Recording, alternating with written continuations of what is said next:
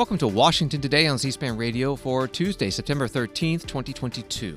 The former head of security at Twitter, Peter Zatko, now a whistleblower, telling the Senate Judiciary Committee that Twitter ignored cybersecurity vulnerabilities to keep profits high, and that, in his words, teenage thieves and spies put privacy of users at risk. He also spoke about agents of foreign governments employed by Twitter in a position to unmask dissidents those governments may want to punish for speaking out. Coming up, some of today's hearing, and we'll talk with a Washington Post technology reporter. Also today, the Labor Department inflation report for August, prices up 8.3% year over year, higher than predictions. Stock market reaction, the Dow falling over 1,200 points, worst day in over 2 years. With a possible freight railroad workers' strike looming, the White House is reportedly working on backup plans to help transport essential goods around the country. Republican Senator Lindsey Graham introducing a bill to prohibit abortion after 15 weeks of pregnancy, with exceptions for rape, incest, and life of the mother. He says 15 weeks is when a fetus can feel pain. Democrats reacting, condemning the bill as simply a nationwide abortion ban. White House National Security Council spokesman John Kirby calling Ukraine's rapid military counteroffensive against Russian forces a shift in momentum, but he says the war remains unpredictable. And Ken Starr, who led the Whitewater investigation into former President Bill Clinton, has died at the age of 76. This reporting from ABC News, a whistleblower on Tuesday detailed a slate of explosive allegations against Twitter to congressional lawmakers, describing what he said were widespread security failures and vulnerabilities at the popular social media giant, and an effort inside the company to overlook those risks in order to keep the platform viable and profitable. The whistleblower's name is Peter Zatko. He also goes by his hacker name, Mudge, former head of security at Twitter. Here's some of his opening statement to the Senate Judiciary Committee. I'm here today because Twitter leadership is misleading the public, lawmakers, regulators, and even its own board of directors. What I discovered when I joined Twitter was that this enormously influential company was over a decade behind industry security standards. The company's cybersecurity failures make it vulnerable to exploitation, causing real harm to real people. And when an influential media platform can be compromised by teenagers, thieves, and spies, and the company repeatedly creates security problems on their own, this is a big deal for all of us. When I brought concrete evidence of these fundamental problems to the executive team, and repeatedly sounded the alarm of the real risks associated with them. And these were problems brought to me by the engineers and employees of the company themselves. The executive team chose instead to mislead its board, shareholders, lawmakers, and the public instead of addressing them. This leads to two obvious questions. Why did they do that? And what were the problems and vulnerabilities identified? And that's what I'm here to talk about. So first, why did they do that? To put it bluntly, Twitter leadership ignored its engineers because key parts of leadership lacked the competency to understand the scope of the problem, but more importantly, their executive incentives led them to prioritize profits over security. Upton Sinclair famously said, "It is difficult to get a man to understand something when his salary depends on his not understanding it." This mentality is exactly what I saw at the executive level at Twitter. So what are the problems I discovered? Two basic issues. First, they don't know what data they have, where it lives, or where it came from, and so, unsurprisingly, they can't protect it. And this leads to the second problem, which is the employees then have to have too much access to too much data and to too many systems. You can think of it this way, which is it doesn't matter who has keys if you don't have any locks on the doors. Peter Zatko before the Senate Judiciary Committee this morning. Bloomberg News reporting about the testimony saying that Zatko, 51, first testified before Congress in 1998, warning a Senate committee about fundamental weaknesses in the Internet's infrastructure. He then went on to work at the U.S. Defense Advanced Research Projects Agency, or DARPA, Alphabet Inc.'s Google, and the payment service Stripe Inc. before being hired by Twitter founder and former chief executive officer Jack Dorsey in 2020 to help address security concerns. He was fired in January 2022 over what the company said were performance shortcomings. More from today's hearing, Senator Mike Lee, Republican from Utah, asking about the potential actions and motivations of some foreign governments. Many foreign governments, like India and Nigeria and China, specifically want to access and use that data to find and root out and punish dissidents. Why would they want to do that? Why would they want to subject their own users to this kind of harm with the grave implications that it carries, especially in those countries? I think they would like to, but they're simply unwilling to put the effort in at the cost of other efforts, such as driving revenue. I'm reminded of one conversation with an executive when I said, I am confident that we have a foreign agent, and their response was, well, since we already have one, what does it matter if we have more? Let's keep growing the office. Right. Senator Mike Lee with the Twitter whistleblower Peter Zatko. He also claimed that Twitter had violated a decade-old agreement with the Federal Trade Commission to secure data. That led to these questions from Senate Judiciary Committee Chair Dick Durbin, Democrat from Illinois. Would you grade as well the government agencies that have some responsibility to make sure that the American consumer's privacy and security is protected? For example, the Federal Trade Commission, Securities and Exchange Commission, and others. So that was something that that came to mind as well. I said, we've had a 2011 consent decree. This is over a decade. How have we been passing this, especially since there were at least two more times where there were violations for the exact same problem, the misuse of email data that was collected for security purposes, but then turned around and used for marketing, which was a violation of the assumption of why you were providing them the data. How come we keep making these same mistakes? What is the FTC missing, or what is it that we are telling the FTC as Twitter that is incorrect? And I think honestly, the FTC is a little, over their head. They've compared to the size of the big tech companies and the challenge they have against them, they're left letting companies grade their own homework. And I think that's one of the big challenges. With more on Twitter whistleblower Peter Zatko's testimony today before the Senate Judiciary Committee, we're joined on the phone now by Kat Zakrzewski, technology policy reporter with The Washington Post. Thank you so much. You saw today's hearing. What was your reaction? What was the big news out of it? Well, thank you so much for having me on the show. Basically, at today's hearing, Peter Zatko provided more context and more details about his 84-page complaint to federal regulators about what he has said are egregious deficiencies in Twitter's security defenses. He basically painted the picture of a company where top executives are incentivized to mislead regulators, the public, and their own board about the extent of Twitter's data security failures.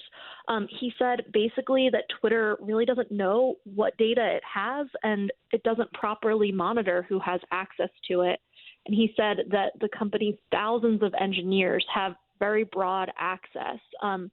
One area that I think was most interesting and got the most attention today were some of his allegations around foreign interference on the platform. He had, alluded to these issues in his redacted complaint to regulators, but today we heard a little bit more about Twitter's employment of suspected foreign government operatives. He talked about potential operatives both from India and China, and this really raised alarm bells among lawmakers from both parties. What type of harm, actual and potential, did he say could flow from these accusations of not protecting users' data? So he said that these accusations have major implications for U.S. national security and people's own privacy. I thought one of the most interesting things was how he really tried to ground the risks here with specific anecdotal examples that the lawmakers could relate to. So when he was talking about the broad, unfettered access that engineers have within Twitter's company, he talked about how any engineer could likely gain access to sensitive data related to the senator's own accounts. And he talked about how, an engineer would be able to send an unauthorized tweet from a lawmaker's account. I think also these lack of data controls combined with the concerns around foreign operatives working at the company were quite alarming. He said that basically the company doesn't have the controls in place even when it suspects that there might be a foreign operative on its staff, which, has been a realized concern with them. There's a former Twitter employee who's convicted of spying on behalf of Saudi Arabia. He says that the company just really doesn't have the types of logging systems and other controls that other companies have to be able to track that kind of activity. He repeatedly talked about the root problems at Twitter and referring to the fact that the company is about 10 years behind where he says its peers are at in terms of securing people's data. We're talking with Kat Zakrzewski from the Washington Post. Congress has held many of these hearings about big tech and privacy, and some legislation has been proposed. What's the status of that? So I think that was one of the most interesting things to me in today's hearing was not just the testimony that we heard from Zatko, but also lawmakers' reaction to it. Senator Klobuchar alluded to this during the hearing about how Congress has had about 50 hearings on tech, and yet we haven't seen the Senate pass competition legislation, privacy legislation addressing child safety, even though there's been a flurry of bipartisan bills, some that have even advanced out of the committee level on these issues. And so I think today we really started to see some introspection from these lawmakers about the fact that, Washington bears some responsibility for these problems too. Twitter was a company that was under an order with the Federal Trade Commission, which required it to beef up its security program. And according to Zatko's allegations, the company was falling far short of those metrics. And, that really raises the question to members of Congress and to the FTC about whether or not the FTC really has the proper resources and personnel in place to monitor these massive tech companies. I think it will remain to be seen where we go from here, and a lot of that will depend on the outcome of the midterm elections. But one of the things that was different today is at a lot of these tech hearings, it can kind of turn into a grab bag of individual senators' grievances with the companies. And you often hear them complaining about the reach of their own accounts or certain tweets that were removed by the companies. And we saw a little bit of that today, but really there was a heavy focus on these national security concerns, which really seem to be generating a lot of bipartisan energy around actually doing something. Kat Zakrzewski is a technology policy reporter with the Washington Post. Find her work at WashingtonPost.com. Thank you very much. Thanks so much.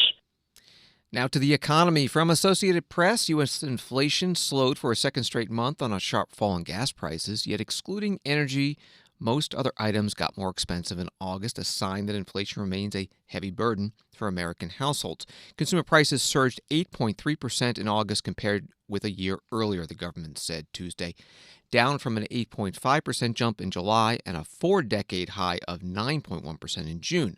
On a monthly basis, prices rose 0.1% after a flat reading in July. That from AP.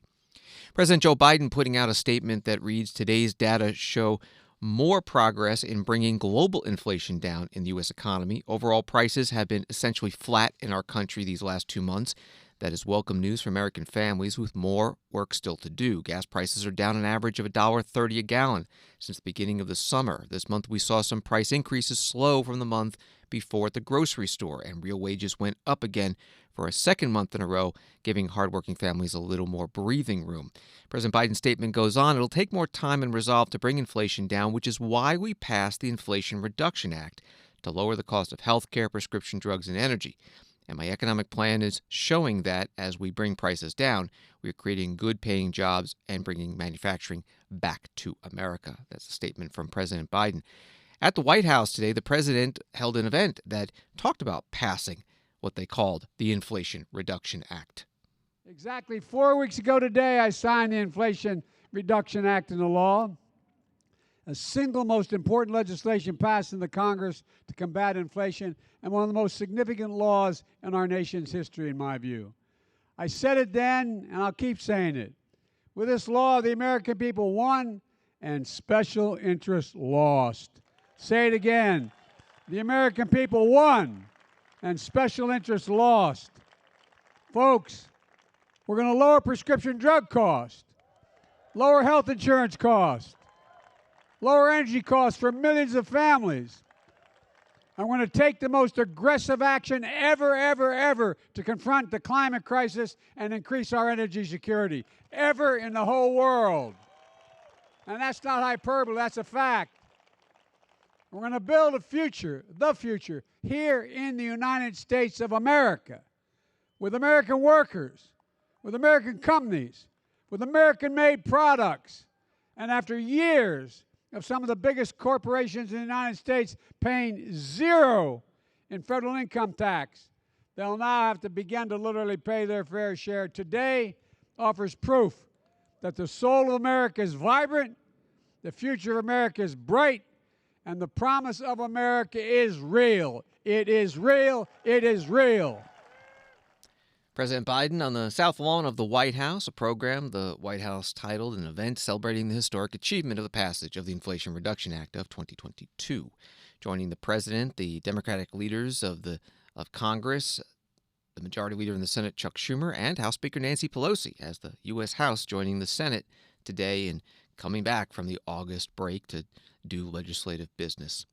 Up on Capitol Hill, Republican Senator John Barrasso of Wyoming with this reaction to the August inflation report from the Labor Department, again showing prices rising 8.3% year over year. Well, the inflation numbers came in today, and they came in hot. 13.2% increase in inflation from the time that Joe Biden came into the White House to where we are today. And the American public are feeling the heat, and they're falling behind. And so we have no more votes this afternoon because all of the Democrats have headed to the White House to celebrate this. They want to celebrate, have a party to celebrate a vote that passed along party line votes. What they're celebrating is raising taxes, hiring tens of thousands of new IRS agents, and attacking American energy. And I guarantee what we're going to see from this law is higher inflation. We see that today. Higher debt and higher energy costs. All of those things are going to be true.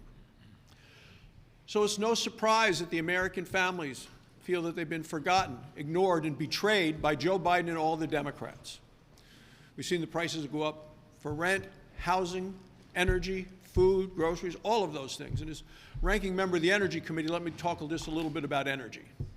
Because it's what keeps the lights on. It's what powers our vehicles. It's what helps us cool and heat our homes.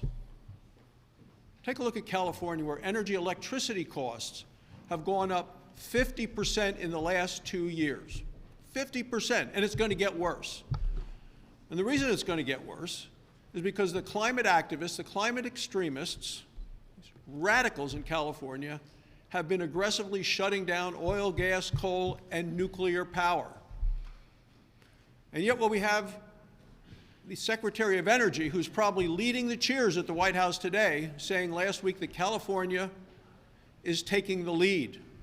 If they're taking the lead, they're taking the lead to energy that's more expensive and less reliable. Senator John Barrasso, Republican from Wyoming, at a news conference with other Senate Republican leaders on Capitol Hill. On Wall Street today, the Dow down 1,276 points. NASDAQ down 632. S&P down 177. A national railroad strike, writes the Washington Post, could derail critical deliveries of chlorine to wastewater treatment plants and coal to utility plants, among other potentially crippling disruptions, prompting senior White House aides Tuesday to review contingency options for protecting the nation's drinking water and energy supply. White House aides are looking at how to ensure essential products carried by rail, such as food, energy, and key health products, could still reach their final destination even in the event of a potential strike. Senior officials have looked at how highways, ports, and waterways can be used to offset any damage caused, while also talking to top officials in the shipping, freight, and logistics industries. They're reporting from the Washington Post. President Biden personally briefed on the matter Tuesday morning after he called the carriers and unions on Monday to press them to accept a deal, a White House official saying, and more on this at the White House news conference with the press secretary, Karine Jean-Pierre. How is the White House preparing for potential strike on railroads? Or there's the capacity through other means to move goods through the country?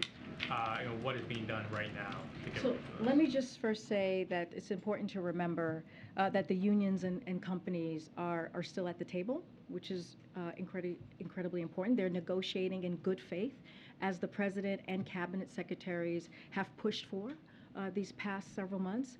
And we have made crystal clear to the interested parties the harm that American families, businesses, and farmers and communities would experience if they were not to reach a resolution. A couple of things I would say about basically a contingency plan is what I think you're asking me here is, so we are working with other modes of transportation, including the shippers and truckers, air freight, to see how they can step in and keep goods moving in case of this rail shutdown. The administration has also been working with relevant agencies to assess what supply chains and commodities are most likely to face severe disruptions, and available authorities to keep goods moving. So again, we're really working with and trying to figure out with other modes of transportation how to move forward. President been working the phones himself? Who has he spoken to directly? So just a couple of things on that. Look, the president has been involved in this, and the cabinet secretaries have been involved since the early days of this effort.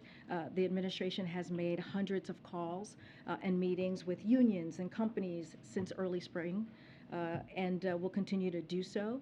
The White House also, back on July 15th, they took a step in creating the Presidential Emergency Board.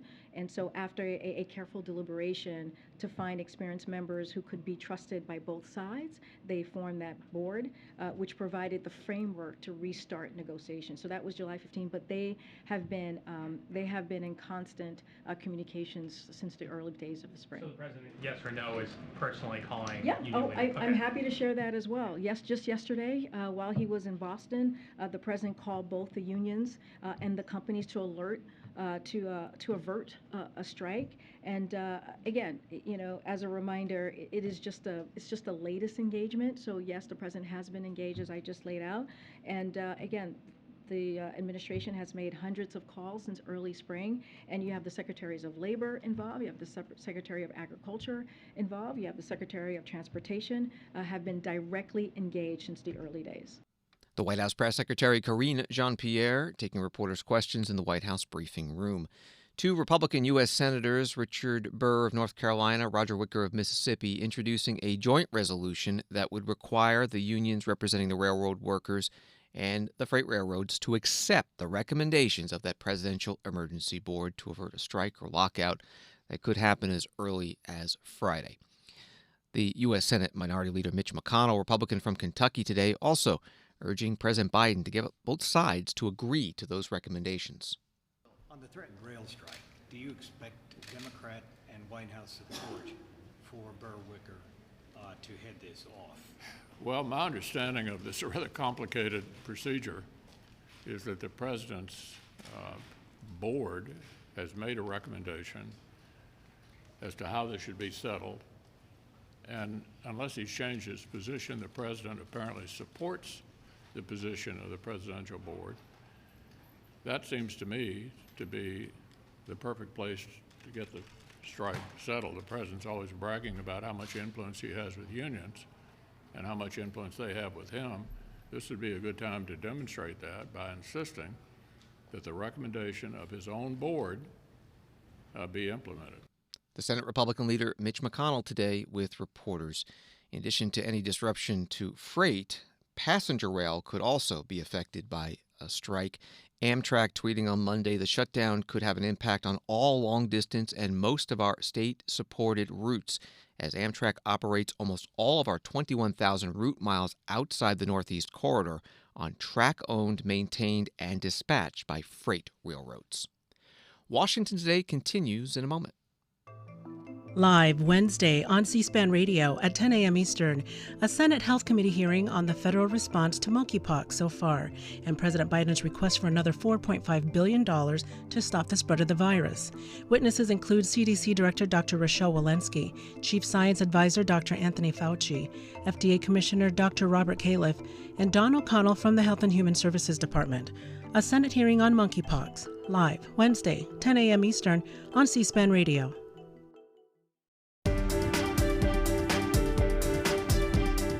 Welcome back to Washington Today, which you can get as a podcast on the free C-SPAN Now mobile video app and wherever you get your podcasts. Senator Lindsey Graham, Republican from South Carolina, introducing a bill today to limit when someone in the U.S. can get an abortion to a maximum of 15 weeks of pregnancy, exceptions for incest, rape, and saving the life of the mother. Senator Graham saying at a news conference that after the Supreme Court's decision earlier this year overturning the Roe v. Wade decision that had legalized abortion, he said abortion is not banned in America. It's left up to elected officials to define the issue. At this news conference, he said that his bill is titled the Protecting Pain-Capable Unborn Children from Late-Term Abortions Act. A baby's at the 15-week period. What does that mean? Well, it means if you're going to operate on the baby, which happens, to save the child's life, to provide medical treatment, the standard practice in medicine is to provide anesthesia. Now, why would you do that?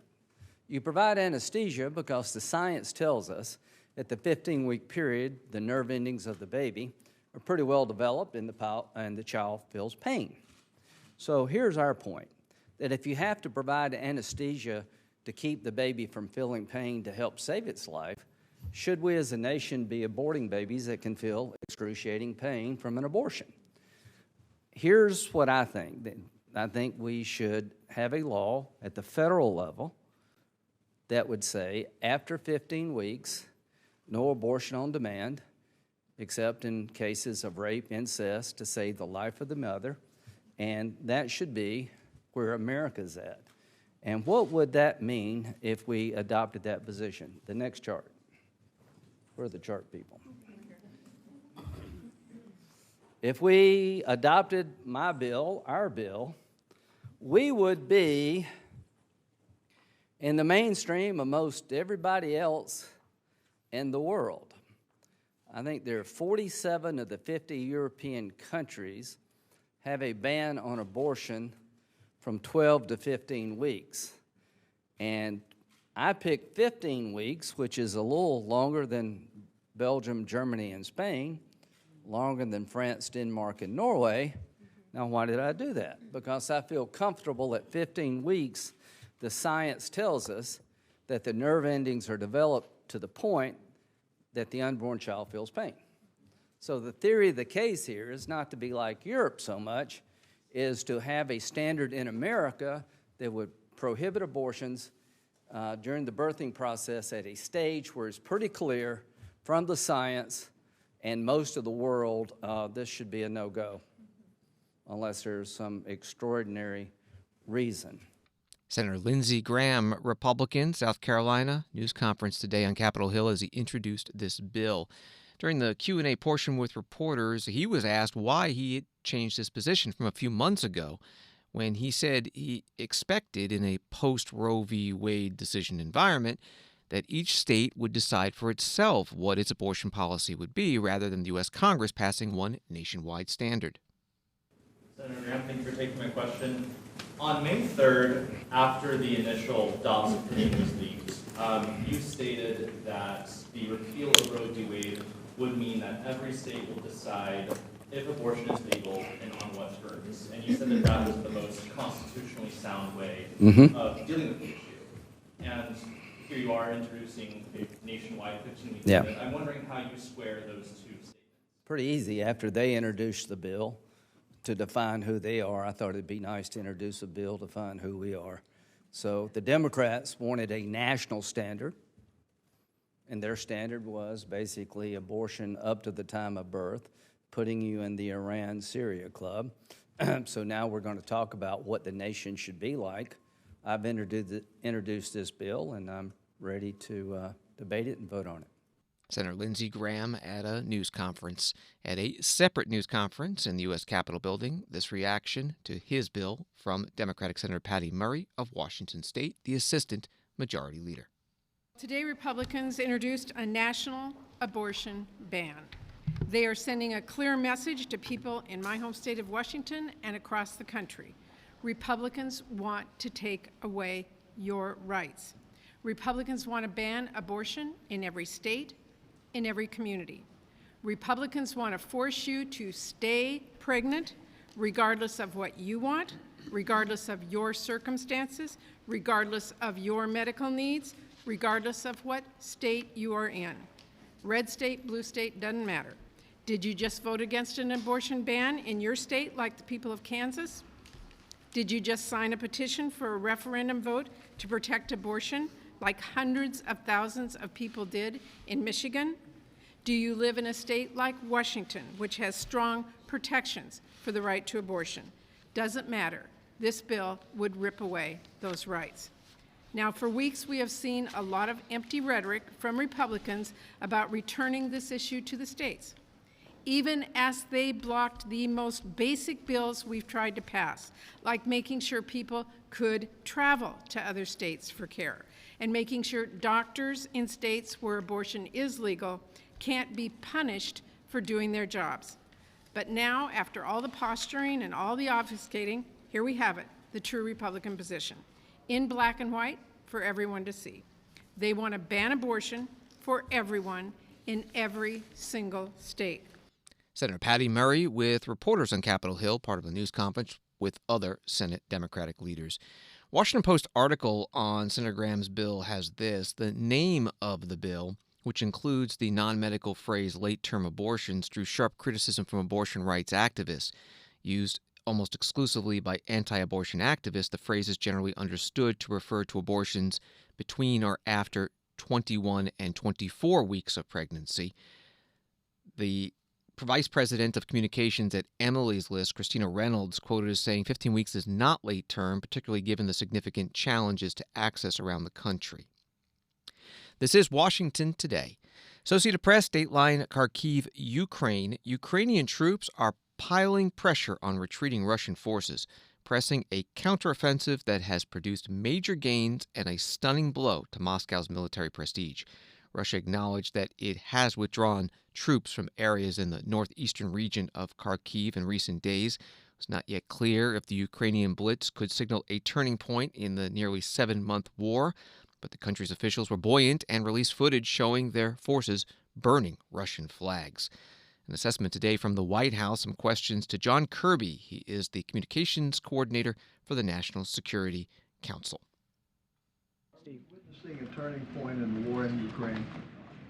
I think what you're seeing is certainly a shift in momentum by the Ukrainian armed forces, particularly in the north. Now, we've been talking about this for quite some days now, this long-planned counteroffensive. It's really two counteroffensives, Steve. You got one in the north and one in the south.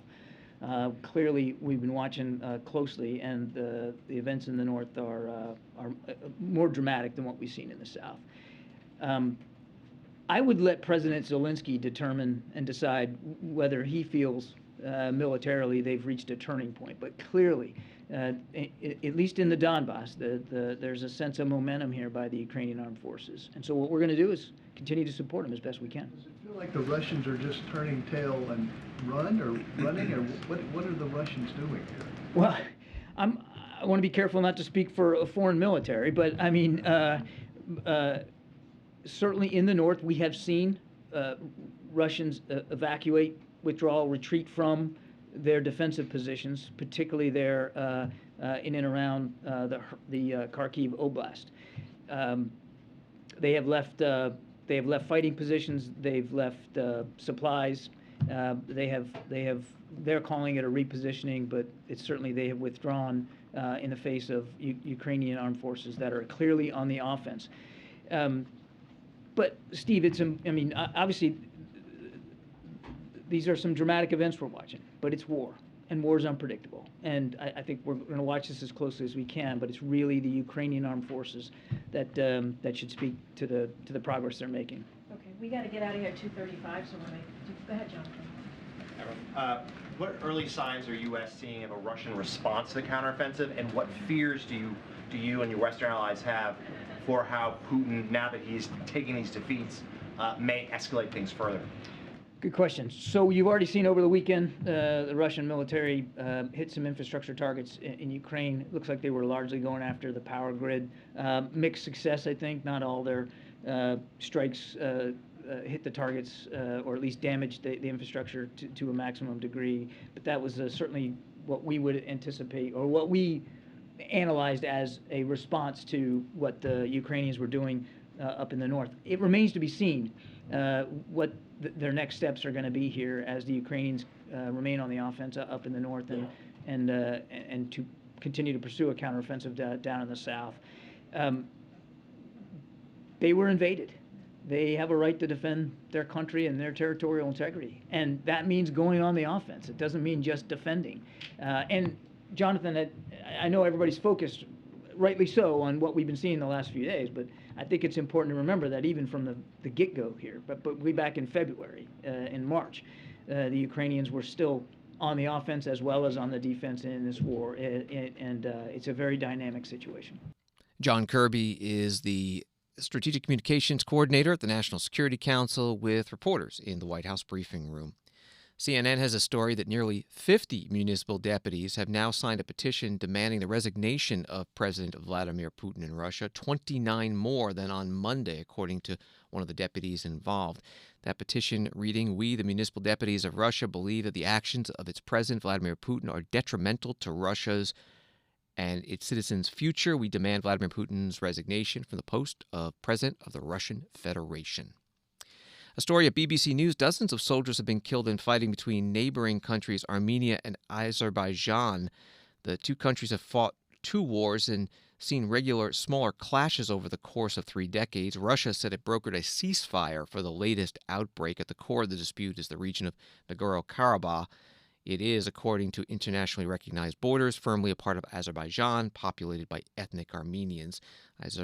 Azerbaijan and Armenia, of course, former Soviet socialist republics. The U.S. Secretary of State Antony Blinken asked today about that fighting and the ceasefire and Russia's involvement. And as to Armenia and Azerbaijan, yes, I spoke to Prime Minister Pashinyan of Armenia and President Aliyev of Azerbaijan last night, pretty early in the morning for them.